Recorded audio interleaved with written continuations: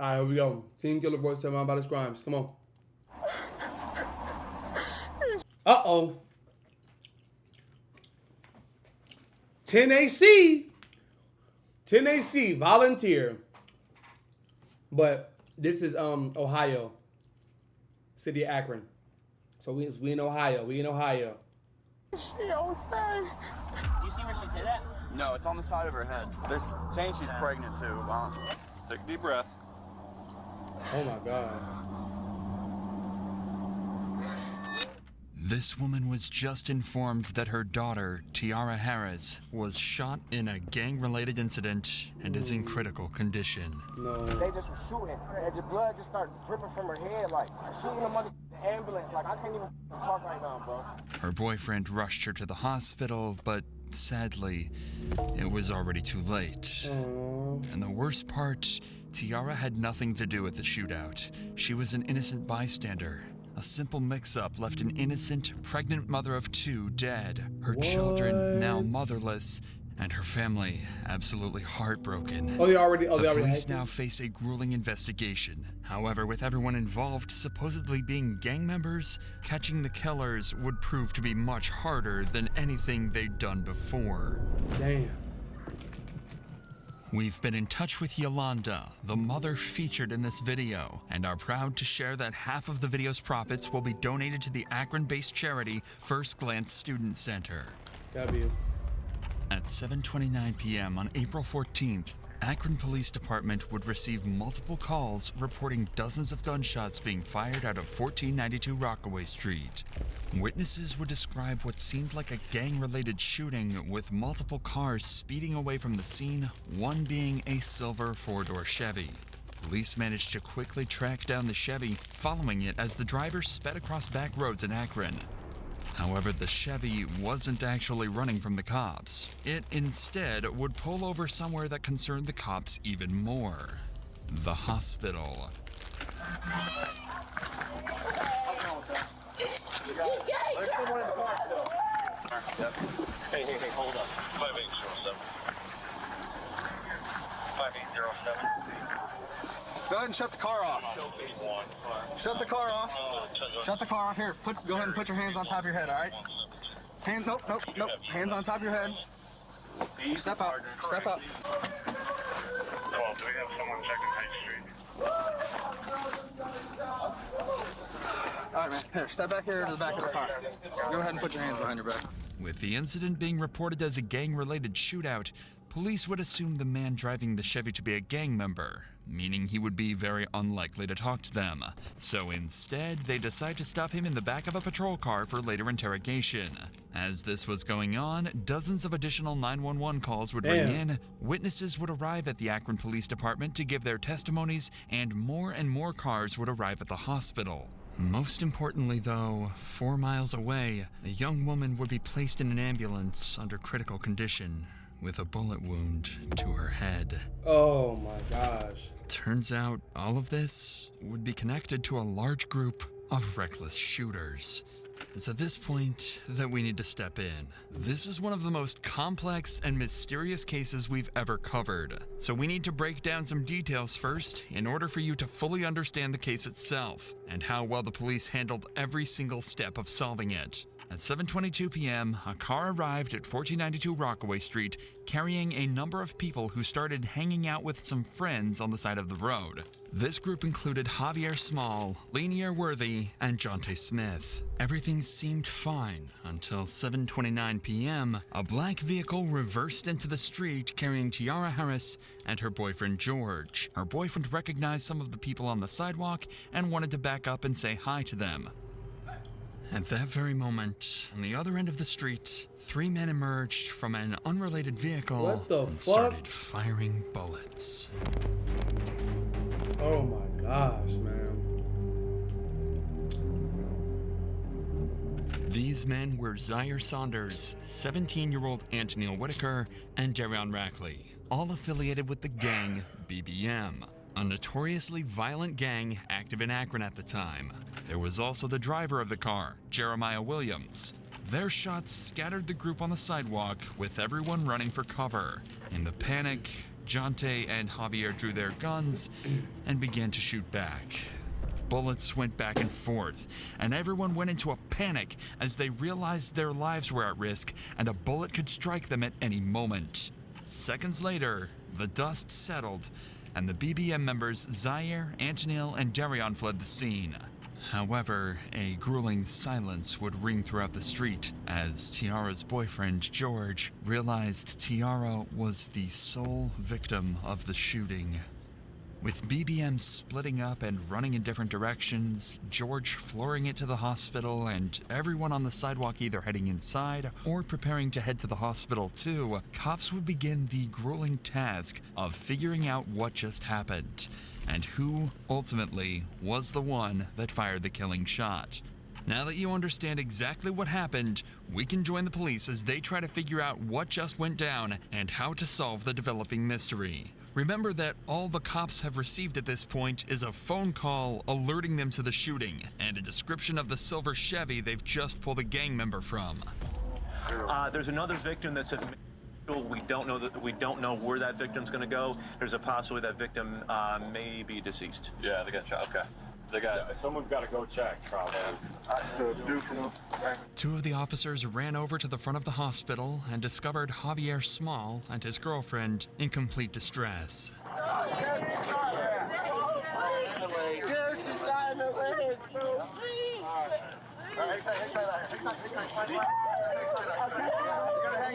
He can't go with you in that room. Because you gotta go to get checked out. Hang tight.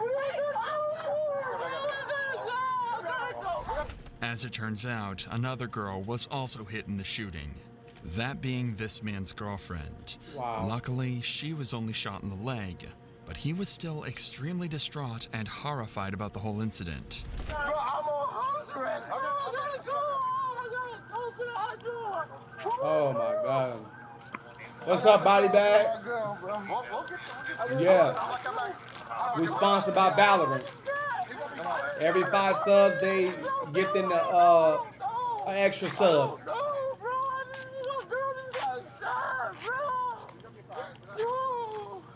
So both of the women, both of the girls got shot over the niggas that were, wow. That goes to show you, if you have dirt that you've been doing out in the world, like karmically, if you got dirt that's out there in the world, then the demons come after those whom you love. And it hurts you more than the dirt that you've done to other people. The girls were the victims. The girls got shot. And none of the dudes got hit. It's crazy. Despite how distraught this guy is, he was a passenger in the Chevy, which they just found multiple firearms inside of. So police promptly arrested him. Hey, Palfrey, we'll take him over here. Across town, however, there's someone in a much worse position. Tiara Harris, the passenger in the black car. Wow. Can I open that up? Alright, they're saying she's pregnant too. How pregnant is she? How far along? 2 weeks pregnant. Okay. 2 weeks. 2? Yeah. Oh, okay. Oh, yeah. Okay. Thank you. Okay, that's not bad. Don't matter, fam. Come on. Am I allowed to ride in the car with her though to the hospital? Not right now. I'm sorry, man. Bro, Yanni just got shot. I mean, she just got shot.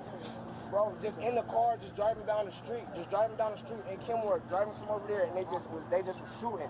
None of the glass broke, but she wasn't like moving or talking. So I just brought her, and the blood just started dripping from her head, like, bro, we see in the hospital, she's in the ambulance, like, I can't even talk right now, bro. Tiara was immediately rushed to the local hospital, and her boyfriend George was brought in for questioning. He wasn't a lead suspect, but police did find it odd that he just happened to arrive at the site of a violent shooting right as it all went down. He would claim to be innocent and actually provide a detailed description of everything that went down that night. You turned off here, so No, boom, no, I didn't. I came this way, and I said, "What y'all got? Like, what y'all got going on over here?" Like, I'm like basically saying, "Is y'all good?" Right. As soon as I said that, somebody from down here got to just shooting a gun. That just kept shooting. That's all I know. But I didn't hear nobody or nothing like that. So you're right there, and then you heard that. How many shots did you hear? Man, I can't even recall. It was a lot. And then as soon as I So said you were that, facing this way?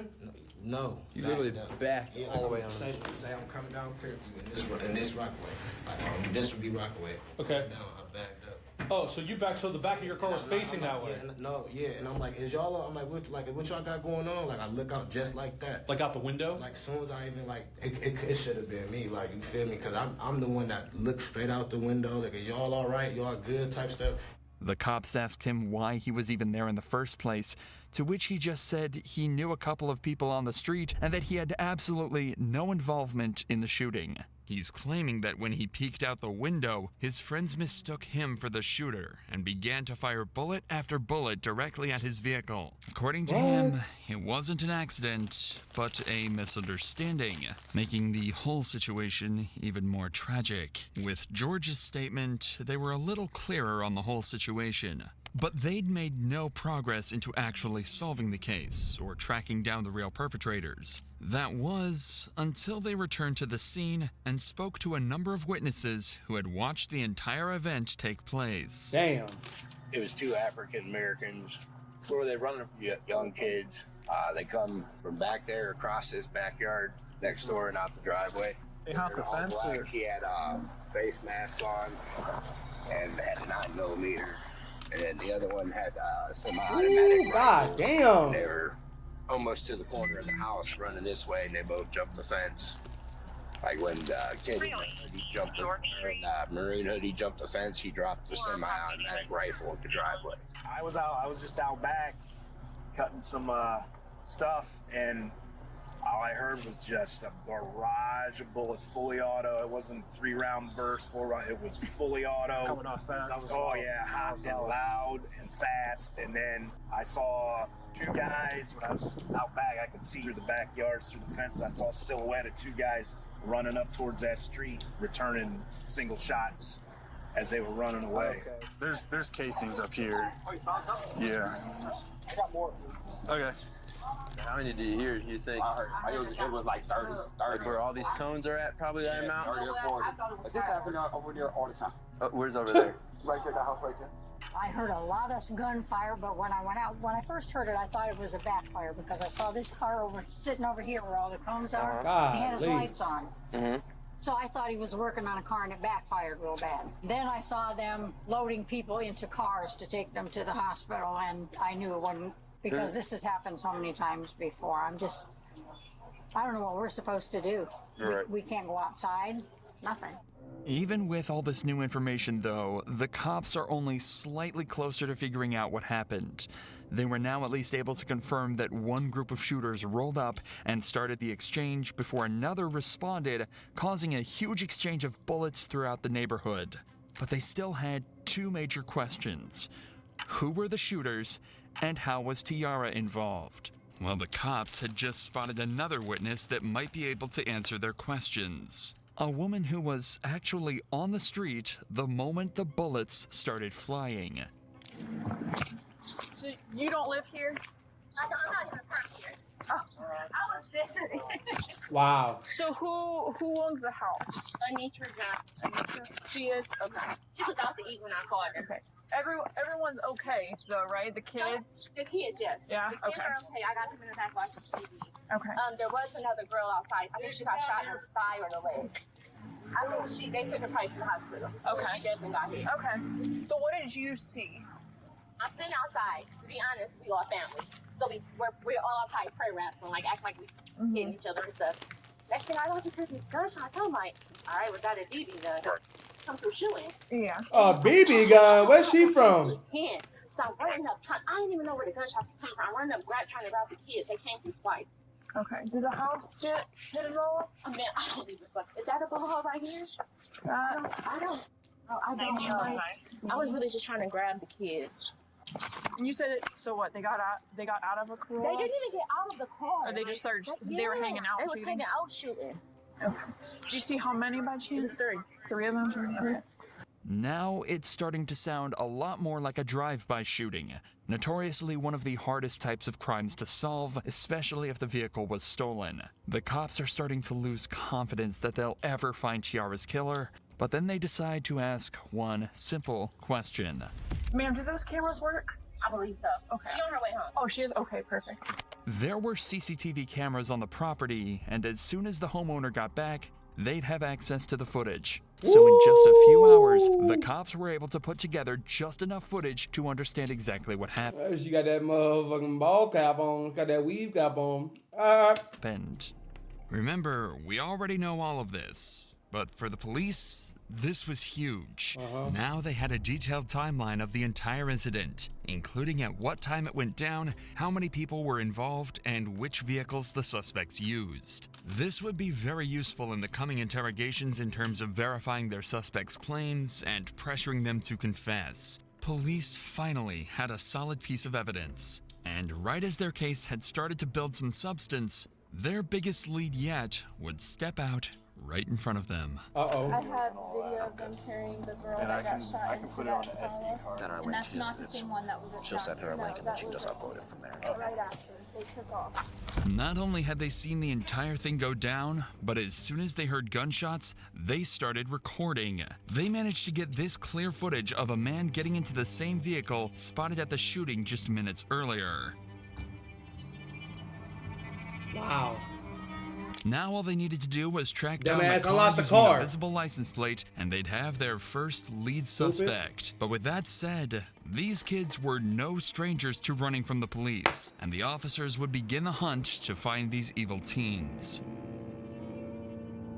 While all of this was going on, police had another, perhaps more nerve-wracking situation to handle. Tiara had passed away, and her family had no idea.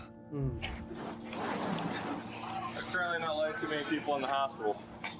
Let's step over here and see where all these cruises are. My car okay? Where's your car at? I'm right here because I This one didn't know. or this one? Right here. Sorry. Oh, that's Okay. sad. What's your daughter's name? You're here for your daughter? Tiara Harris. Tiara Harris. So sad. Oh, Say, my have goodness. me stand right here next to the sign. We'll have someone go over and talk to you, okay? Take a deep breath. Is she okay? I don't know the names of who they are currently, miss. Just listen to the cop's tone here. He knows just how bad things are looking for Tiara, and he absolutely doesn't want to break that news to her mother yet, especially when he sees just how emotional she's starting to get. Tiara's autopsy showed a single bullet struck her in the head and remains there. While Jesus. tragic, this information would allow police to identify the exact bullet type and then gun used to shoot Tiara. If they could find the owner of this gun, they would be able to match it to the bullet, and justice could be served for Tiara and her family. Hey, come here. They got a bunch of people showing That's up. my son and my nephew. Okay, well, listen, they can't go in. It's going to be you. Y'all go in the car. Go in the car. They telling us to wait outside. No, I'm going in. Go in my car. Damn. The entire family is in distress, with her mom shaking and doing everything she can to stay strong in front of her kids. It's truly a nightmare situation, Ooh. and it only got worse from there. At around 8:30 p.m., they were informed that Tiara didn't make it. A bullet to the back of the head had ended her life, sending her family into complete grief and agony. Now, police knew that they absolutely had to catch the people that did this to Tiara, or risk letting down her and her entire family. At this point, police had 6 different suspects on the run, all tied to the shooting, and they would eventually manage to track down and get interrogations with all of them. Their start came in the form of a Facebook post by someone named Jeremiah Williams, described as a member of the BBM gang.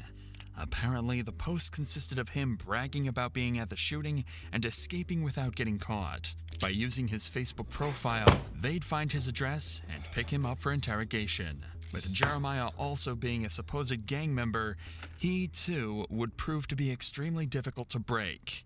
However, by using expert methods, police would actually get him to break completely, to the point where...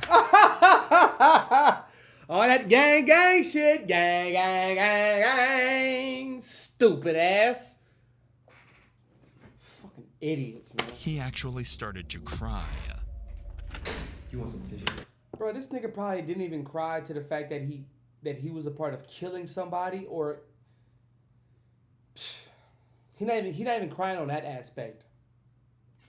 He's crying because he snitched. And now he's in fear of his life once they find out that he snitched. So these niggas is more stuck on the code than taking somebody else's life and dignity. And then they family grieving over the... You niggas stupid. Yeah, that's true. How's it going, Jeremiah? Sorry for the wait, man. I'm Detective Smith. This is Detective Davis. Nice to meet you. All right. What up, old dog? The reason why we have you sitting here talking to us is we need you to think back to April, this incident that happened on Rockaway. Remember this? This young lady got shot. Remember hearing about that? Mm-hmm. Okay, so during our investigation, your name's been coming up. But do you know about where you were that day, if you can? Or I was definitely at home. Apparently.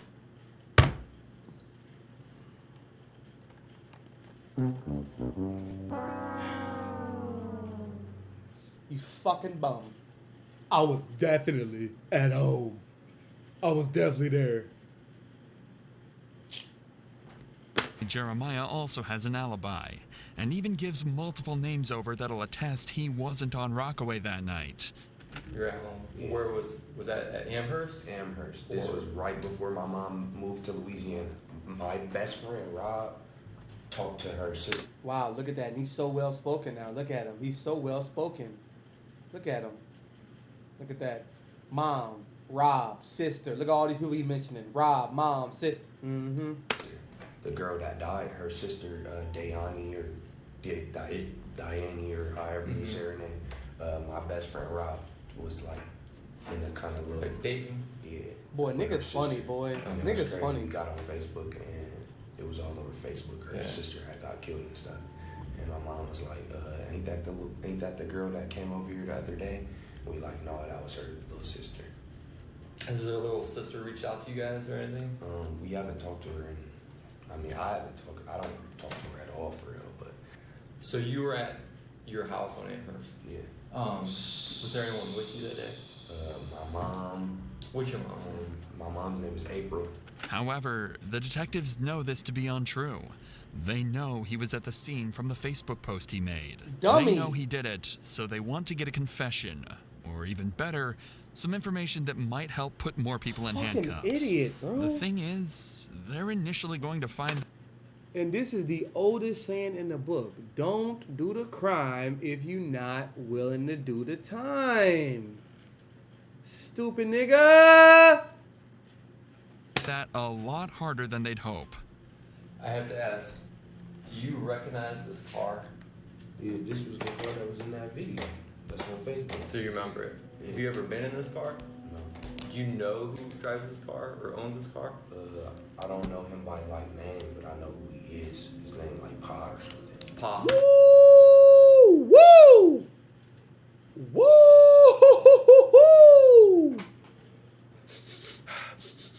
Y'all smell that? It smell real cheesy. Smell real cheesy. You know who likes cheese? Rats! That's what they call it. You know, can you describe him? That's funny because I don't even really know what he looks like. Oh! I don't know what the nigga look like. I've never seen him outside of a ski mask. Oh! Alright, tell me a little bit about yourself. Your past. What up, Dim? Have you ever been in trouble or anything? Yeah, I'm actually right now. What up, though? So, like, just a weapons possession charge is all. I ain't going to the station to talk none of that. And yeah, old dog, cause you don't be around no niggas, and you don't be around no niggas who gonna do some shit like this. So damn right you not, and that's smart. That's old dog. That's high IQ old dog right there. That's what that is. and that's why niggas say I hate niggas. I hate niggas. Now niggas are something else. Nigga something else. Nigga something else. But, hey, I love my people, man. I ain't go on my people, but there are some instances where, like, I'm not saving niggas like this. I'm not even thinking about saving niggas like this. Like, I don't be, man. Like carrying a concealed firearm in a motor vehicle. Gotcha. Yeah.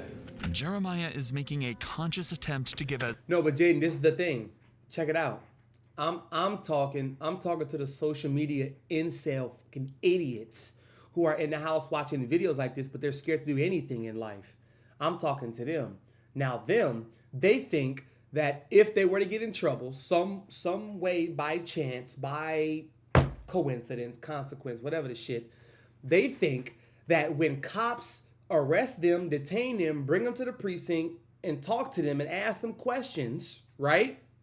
Even ask them questions like outside. They don't got to be in the precinct, but like ask them questions about what happened or what you seen, who you were with.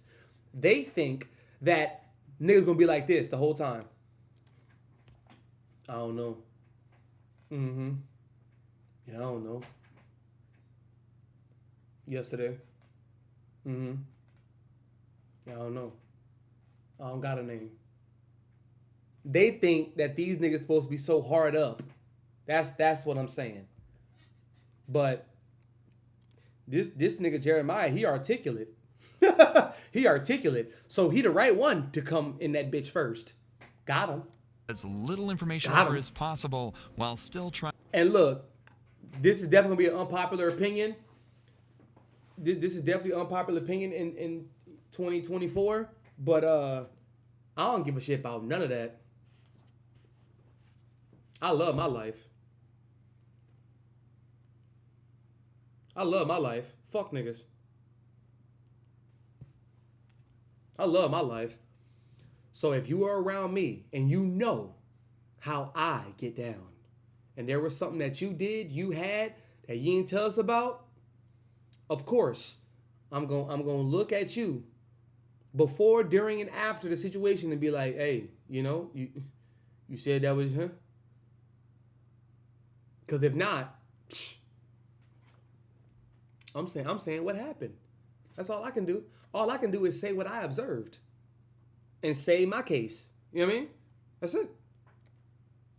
Trying to seem cooperative. He's smart. He doesn't want to completely close himself off, as that'll make him seem guilty, but he also doesn't want to give up any vital information. The cops ask him who was there, where he was sitting in the car, even questions about the guns, but he refuses to speak, and he's starting to seriously frustrate the cops. But all this talk of courts and investigations... Look at him smiling up there. Look at him smiling, cheesed up. So instead, yeah, that was they Pa switch with the gears. ski. They're going to be as direct as possible and give it to him straight. Uh-oh. That's their last hope at getting him to crack. Here it is. What do your friends call you? You have a nickname or anything?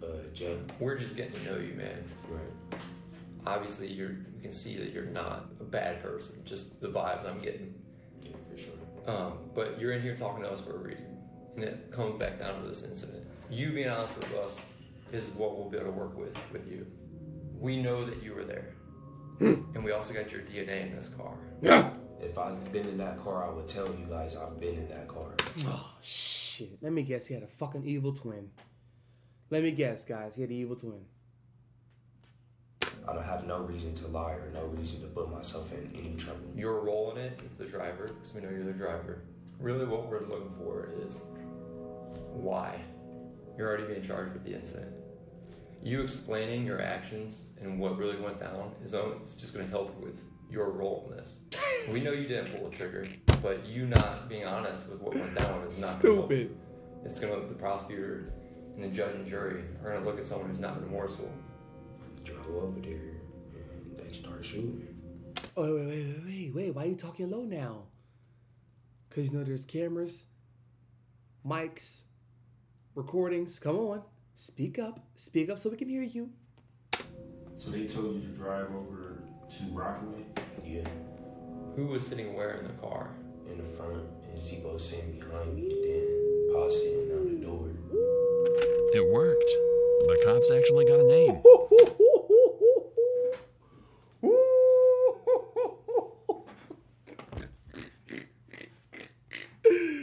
a nickname, but cops could eventually tie this back to a man named Zaire Saunders, who would be interrogated later. This was huge. They'd actually gotten a gangster to tell on one of his partners. But they weren't done yet. They knew he still had more information, and they weren't going to stop putting on the pressure now. We gotta go back to who was in the car with you. I know you know Zebo. Damn. Pa, you say he's known by Pa. Do you know his real name? Okay. And the third person, you're saying how often have you seen him? Would you be able to identify that last person by a picture? Jeremiah physically looks defeated. He's avoiding eye contact and is hunched over. He likely never saw himself giving up the names of his partners. But you about to if you want to see that light. Himself. The cops, however, are over the moon, even managing to get descriptions of the people he doesn't know the names of. They ask a few more questions before leaving him alone for a minute to prepare their next move. However, on their return, they didn't expect to see Jeremiah, a once tough and unbreakable gang member, to cry because of what he'd done. Would you say his first name was what? Darian. Is this him? Damn. He wants to Damn. be him. Damn. Yes or no, that's him. Yeah. Damn. If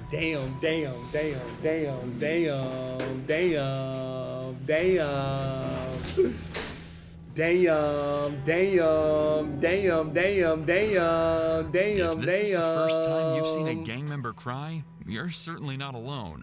But it actually happened again in the detective's very next interrogation. While these cops were busy talking to Jeremiah, a breakthrough had been made outside of the interrogation room.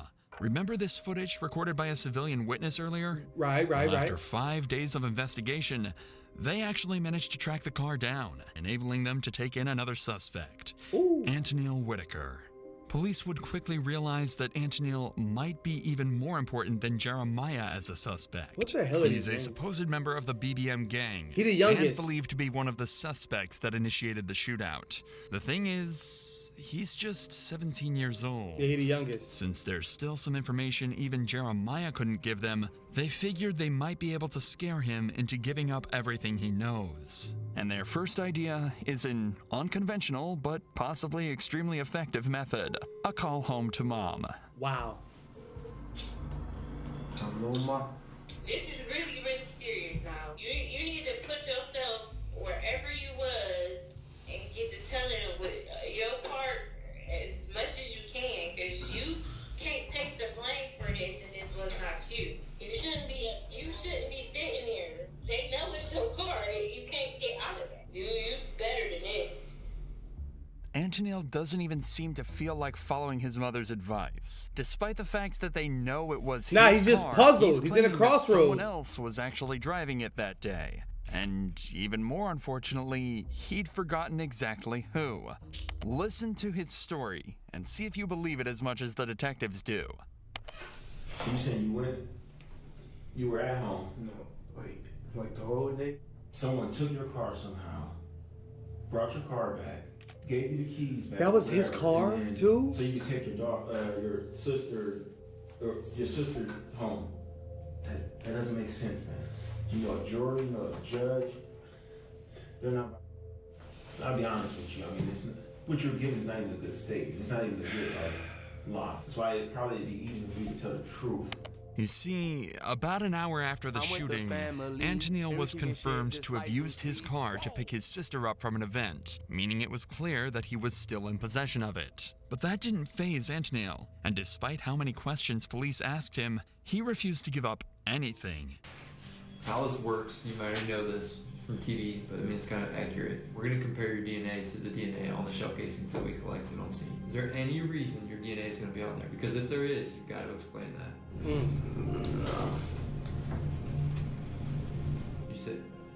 said no, or I don't know. Who got in the car with you at all these? If you're saying your DNA is not going to those shell casings, right? And you're saying you weren't driving, who did you let drive your car? Believe it. I don't know who's Right now it looks like it's on you.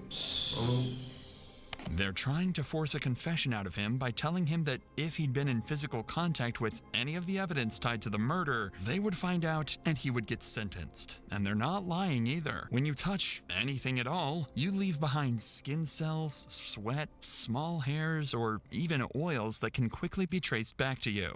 Meaning, if Antonil had touched the car, the bullets when loading his gun, or anything else related to the murder, police would find out.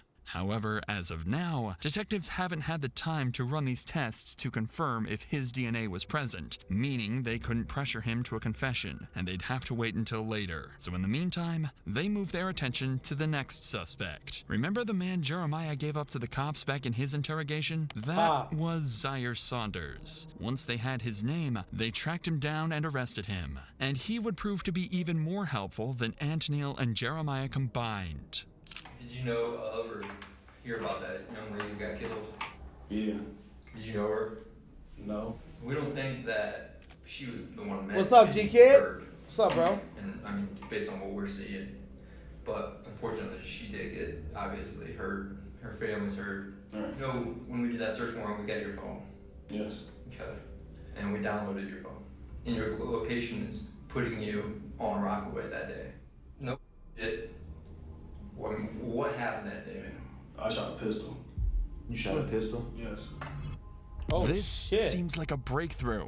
He's just admitted to being a part of the shooting, and it seems that all the detectives' work has just paid off. But they're not quite there yet. Of the 3 shooters, 2 did indeed use pistols, but one of them was actually yielding the extremely dangerous automatic rifle that can be seen clear as day in this footage here. Instead of jumping this fence after the shooting, the man with the rifle fled directly down Rockaway Street, and that's the direction Zaire's phone shows him running. The good news is, that clears Zaire of being the man that killed Tiara. After all, she was killed with a very specific pistol round. But that does put him directly in the spotlight of being the man with the most dangerous weapon, and one that is directly lying to the cops right now. And they're not about to let him get away with that. We have video of the incident. You're on camera shooting a rifle. Is it a pistol that holds, 2 rifle rounds? Like, I mean, it ain't just. It is big. Does it have a stock on it? Like something kind of modified type thing? No, it didn't have a stock on it. So describe it then. I'm getting all of this rifle. That single piece of information resulted in Zaire actually getting the highest sentence out of anybody involved in the case. Just the use of such a dangerous firearm actually increased his prison time by somewhere between 10 and 15 years. But he still doesn't know that yet. He's still under the guise that if he helps the detectives out, he might get a better deal. So not only did he tell them where to find the rifle he used, he also gave up one of the most vital pieces of information that cops had received in the entire case. The group BBM. I just know they call it BBM. For real. BBM. Yeah. Zaire just told the cops the name of the gang that was involved. A huge piece of information that will help them track down every last individual that was part of this attack. Now the detectives have just one more final question that'll hopefully put together the final pieces of the puzzle they're looking for. You've been extremely helpful throughout this whole interview. You're helping yourself out too. That was sarcastic. I know for sure it wasn't mine. Just say. Of course, what niggas gonna do? When in doubt, they gonna say they ass, even when they snitching. Dummies. They gonna say they ass. Whole time is giving them more time, but they gonna say they ass, even though they snitching. I just know it wasn't mine though. It was 3 other. It was Zoo, Boo, and Do. And I just know it wasn't my idea. I was just rolling with them. Those my dudes. Idiot. But you got different dudes. You got everybody. That's how they is. Well, they ain't say it right then and there. They said it on Facebook, but they was like, I knew they was talking on me. They just didn't say it directly to me, but I knew they was talking on me. He just gave up the group chat where all of these shootings supposedly were planned. With this, police simply had to cross-reference the names in the group chat with the supposed shooters on the CCTV, and the names that had been mentioned in previous interrogations, giving them enough evidence to sentence all 6 of the shooters. But unfortunately, this wasn't the resolution they'd hoped for. After examining all the weapons confiscated, it would turn out that none of them were a match to the bullet found in Tiara's head, meaning they still couldn't tie any specific person to the actual murder. However, there is one puzzle piece we haven't told you about yet, the one that would solve this entire case. Watching the CCTV footage, it's clear that there is one man that directly shot at Tiara's vehicle. If you follow this man, dressed in all black, back through the CCTV, you can trace him all the way back to the driver's seat of this black truck. A black truck that, until now, the cops were completely unable to identify. But then, they received one final piece of footage from a witness, allowing them to track it back to the owner, 44-year-old mother, Kia Brown. Police realized they had to interview her, knowing that whoever was driving Kia's black truck that day killed Tiara Harris. Right. Hey, how you doing, ma'am? Good. I'm Detective Smith. This is Detective Davis, with Akron Police. Hi. Hey, we wanted to talk to you or whoever's driving, the one that drives this truck, reference that incident that happened up the street. They were being shot at. Finally trying to catch up with them. Looked like a couple males. And have you heard about this? I heard about what happened on the corner. This is my truck, but my son was driving. Oh shit. Here we go. Oh shit. Sonny Bun. What's your sonny's name? It wasn't Kia, but her son driving the car that night. And after running his name, they'd find out he had ties to a rival gang of BBM. So the detectives had Kia call her son and hand over the phone to the officers. I have some detectives here right now. The day that we were moving in, the incident that happened around the corner, they would like to speak with you. Do you have a moment? Can you go on break? How you doing, man? How you doing? Good. Ooh, his heart is all the way. Nah, his heart is gone. His heart is gone. His heart went to the fucking sewer. Yeah, his heart done. I'm Detective Smith. Imagine getting a call like that. Hey, what's your name before we get started? Well, don't imagine it. Lanier. All right, Lanier. How you doing, man? So listen, man, I won't keep too much of your time. We were wondering if we could talk with you and your mom maybe in person at some point, and we wanted to talk to you about that incident that happened up the street. We know you're over there, so we were hoping you could help us, actually. You're not in any trouble. We're actually hoping you could help us. Would there be a good day for you to... This weekend, Yeah, Sunday the 8th. Can we do it anytime after 2:30? Okay. Anytime after 2:30. All right, man. We appreciate it. We'll see you at 3:30. Okay. All right, buddy. Bye. And just like that, they had an interview scheduled. And this was the final suspect at the scene that they hadn't yet spoken to. The man suspected to be the driver of the black truck and the man they think shot Tiara. You know what's so interesting, guys? How black folks too, but I'm gonna get into that after. People of other races are really, not all people, but people of other races are intimidated by African American males wearing all blacks, especially with hoods. Isn't that indoctrination so fucking crazy? And it's so crazy to the point where even us as black folks get intimidated at other black males, African American males, when they're wearing all blacks and hoodies on. Ain't that some shit? And what Childish Gambino said, this is America. Don't get you slipping now. Don't get you slipping now. If you in America, we all feel it. Straight up. Dad, how you doing? What's up, man?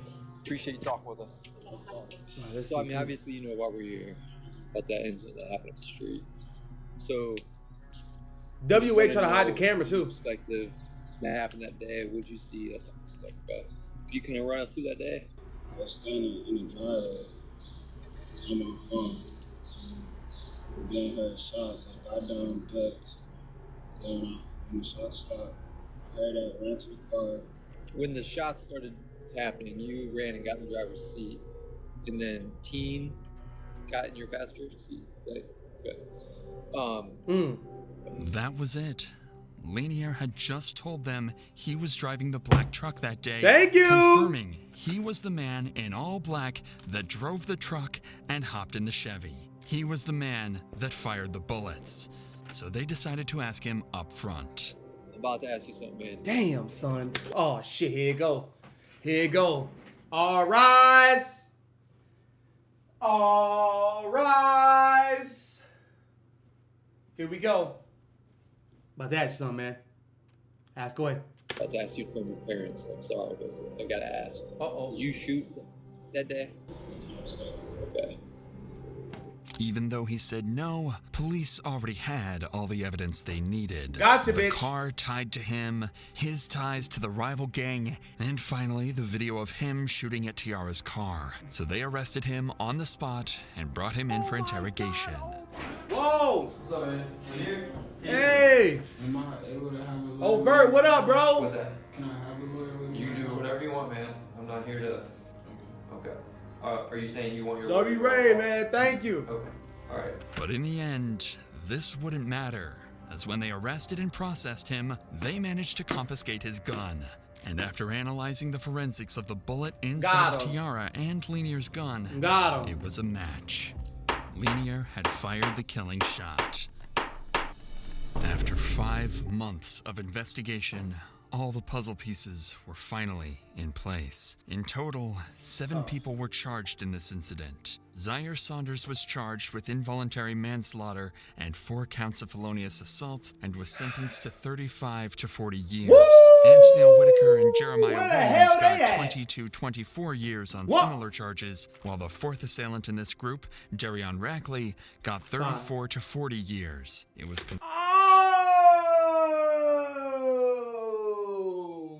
Shit. God damn. Oh, bro. Bro, they must be, bro, where are they at? They gotta be somewhere like, not Midwest, but, bruh.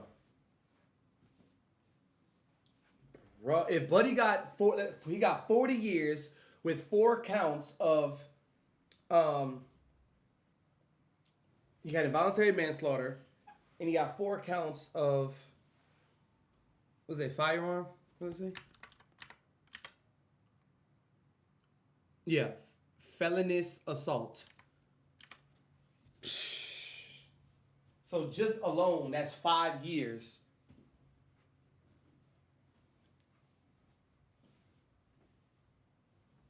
No, that's...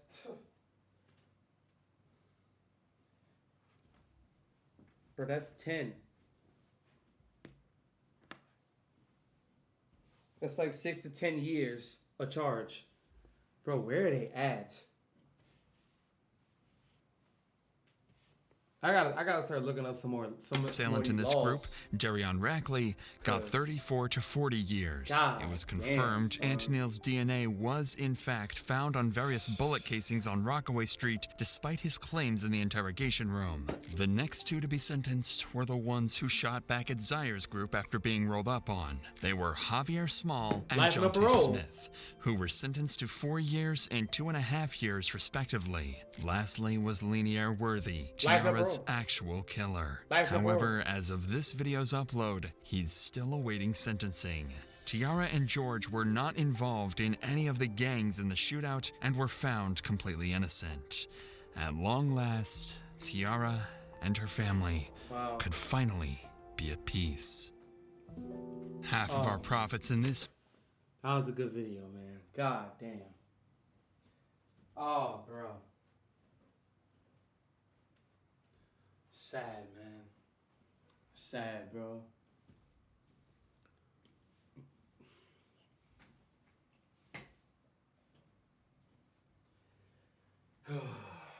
Sad, man. Sad, sad, sad. But this is what I gotta say about it. Alright? I gotta say this. Okay? Just because this is never going to stop. Okay? This shit is never going to stop, from police brutality, from racism, to classism, to sexism, to feminism. It's never going to stop. It may change its forms, it may change its states, but it's never going to stop. Okay? The object is to be aware of what's going on, but do not be afraid to step. That's the main, and that's what I always tell y'all. I always give y'all that insight. Do not be afraid to step. You know it's out there. What you gonna do? Stay in the house all day and night? You're gonna be afraid of the world? You're gonna be afraid to take a chance? You gotta protect yourself, bro. But that's a whole nother video, a whole nother topic. But just being aware and understanding how these energies can play out. Because yes, there are so many things that we can't control. There's so many things that we can't control. But what we can't control is this right here. What you think creates how you feel. And what you feel creates what you see. And what you see is a vibrational force. And that vibrational force is a magnet. And that magnet will attract. And this is what y'all understand, but you got to go out in life and experience it more to really understand. You feel what I'm saying? Like, don't forget, everything goes hand in hand. What you think creates what you feel. And what you feel creates what you see. And what you see is a vibrational force. And that force begins to be a magnet, like gravitational pull. And that magnet will attract all the things that you see, think, and feel of the world. Come on now.